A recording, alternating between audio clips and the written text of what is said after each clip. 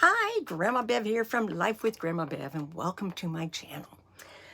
Now, this month of January, I'm trying to devote a lot to travel because I originally set up my channel to be a travel channel, and then the big C hit, and we didn't get to travel for 2 years or so.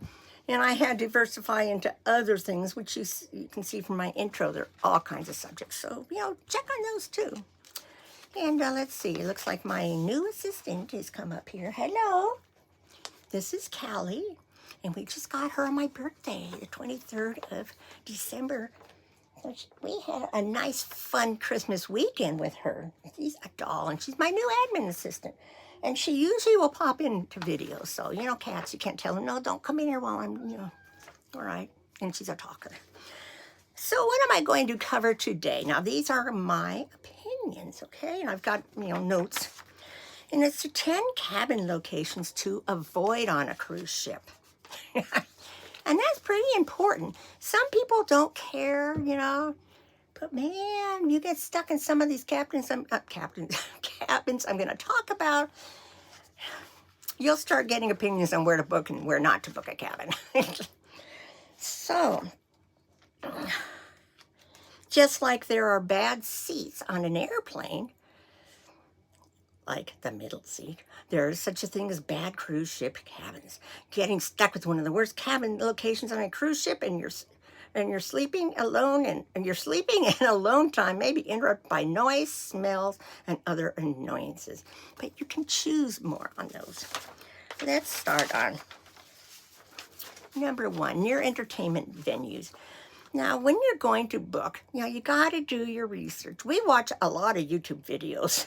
A lot of people will show the full ships, what's on the ship, all the different rooms, all that kind of stuff. I suggest you look a lot of them up. In fact, I've got a couple on my channel too. Look on my playlist under travel. But near the entertainment venues mean, like say you're on your cabin and you've got a disco above you or music down below you, you're going to hear a little bit of thump, thump, thump, thump, from the music. So look at the deck of the ship. Make sure that there's cabins above you, below you. That's a good place to start. Because you don't want to be in between two venues or below one or above one. Another is the pool deck. You don't want the pool deck above you because you'll hear the lounge chairs being scraped around. You'll hear, people walking.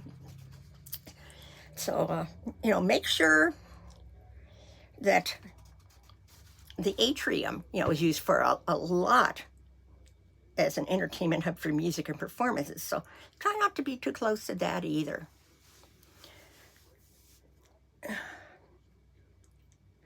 Like this says, directly into the Lido deck, which is usually the deck that the pool is on. Sometimes they'll have a band playing loud music there. All depends on what you like. Doesn't bother me, that kind of noise. Okay, at the bow, prone to seasickness. It's best to avoid both the forward-facing cabins and the higher decks. Now, we've been in a forward-facing cabin. It didn't bother us. We don't get seasick. You do have a lot further to walk, but that could be a good thing, good exercise. And you don't hear people walking by all the time, going up and down the hall, especially like in the middle of the night, like, if they've been out partying and drinking. The ship's, like I said, the ship's movement tends to be more pronounced. Cabins in the center are more stable for those who don't want to feel as much motion on the ocean.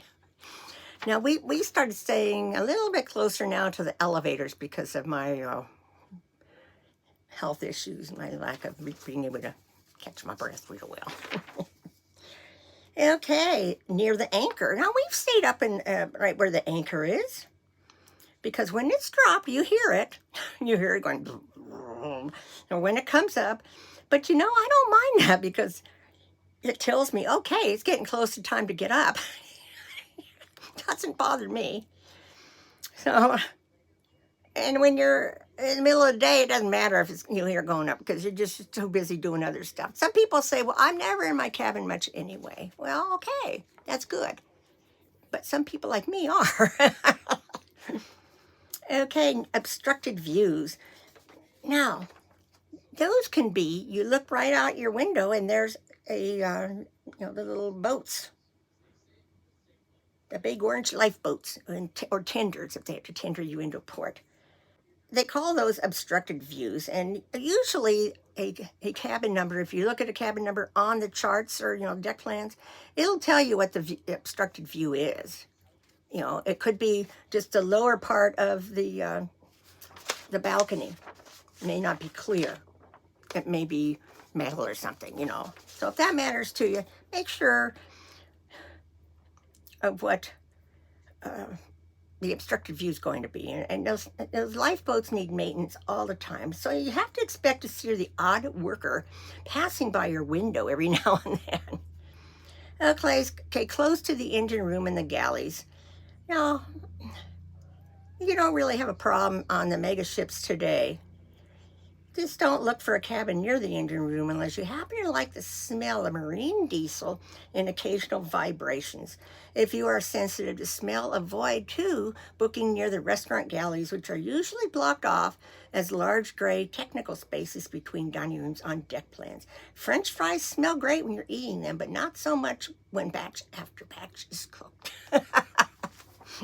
Okay, number 5, near the elevator landings and stairwells. People tend to talk on the elevators, in the elevator hallways, and the landings, and the stairwells while heading back to their cabins, even late at night. Maybe especially late at night. So unless you want to hear all about Mary and Joe's day and plans for tomorrow, avoid booking near these areas. Your sensitive ears may also be annoyed by people pinging the elevator button. So you may hear the elevators pinging. So it's a matter of what you tolerate as far as noise. And it's not, of course, I'd say it's not bad because those noises don't bother me, but some people are really ultra sensitive. Okay, number 7, under the jogging track or near children's playrooms. Ooh.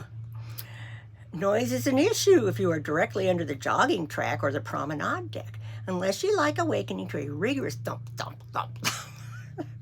And kids are kids and make noise. Also avoid booking directly under the sports court and other fitness areas that could be subject to excessive noise. Okay. Connecting cabins. If you are very sensitive to noise, don't book a cabin with a connecting door option, because through the doors, which are not as heavy as the doors to the corridor, you're more likely to hear the folks next door, whether you know them or not. Connecting cabins are typically indicated with a little symbol on deck plans in between rooms that adjoin. Now, we try to get cabins that don't have adjoining rooms next to us, too. You never know. You might hear somebody snoring away. I've heard people snoring.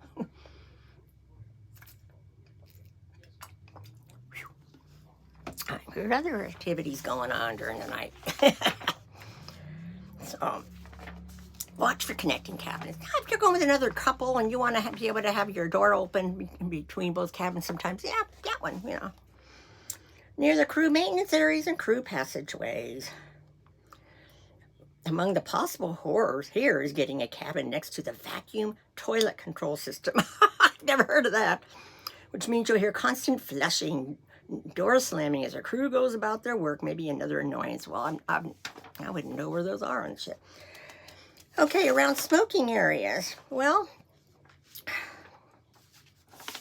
as you know, you can't smoke on the ship. So they'll have maybe one room you can go into, like a smoker's room, like where you can smoke cigars or things like that, but you're not allowed generally to smoke anywhere near the cabins, and definitely no smoking on your balcony.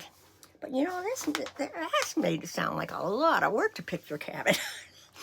Well, if you want to be happy with your cabin when you're on there, you need to pay attention to these things. Like I say, you've got to do your homework. If I had a deck here, I'd show you what I mean, but the safest thing is just make sure your partner, like I say, halfway in between, here's the middle.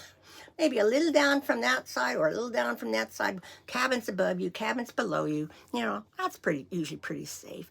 And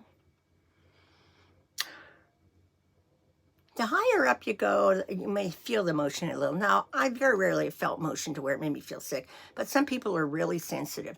Always bring something along with you for seasickness in case that does happen. So that will do it. What do you think? Are you ready to go?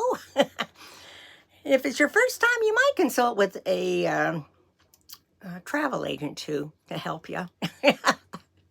Say we've done so many of them. We're just, and you can learn a lot on YouTube. So please comment below, share, like, and subscribe. And I hope you're all having a wonderful month of January in this new 2023 year. Love you all. Bye.